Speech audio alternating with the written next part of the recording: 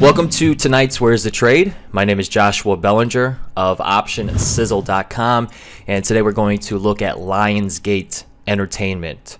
So I picked up on some option activity today that I provided to my premium members, and the activity occurred in the February 20s. Now, towards the end of the day, the February 21 call started to see some interest as well. But let's roll down to the statistics here.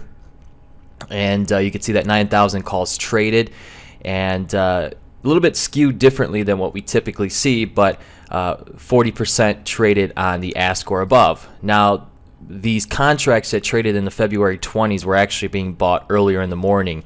They're being bought at 30 cents mostly, and you can see here towards the end of the day where they closed at 50 cents. So Lionsgate had reported earnings after the close here. You could see that it is indicated a little bit higher here.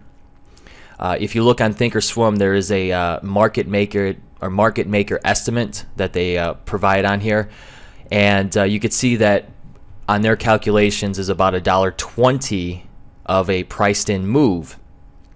And taking that on closing prices, we see that these options are not going to, or the price, what we see tomorrow and what's indicated right now, we might not see that move exceed this priced in level here. So these options that were traded in the February 20s were pumped up with implied volatility, and being that there's only going to be 3 days to expiration tomorrow, these are going to get what's called crushed, because the priced in move is much greater than what actually happens. So this is typically what happens on earnings events or any kind of major events, is that the market is going to price in a move that is much greater than what actually happens here. So earnings are one of my favorite times to put on trades, put on structured trades, and you know, with that, there's a lot of opportunities using option activity and so forth.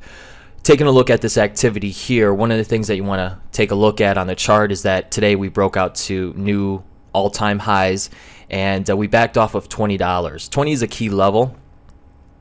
And tomorrow, if it can get above $20, keep in mind of these options that are open here, you'll likely be able to get them cheaper than what they closed today, and 21s were being bought as well. This is going to be one to keep in mind to play to the long side. If it does gap above 20 and it can hold it, you likely have some free space continuing up into potentially the 21 level.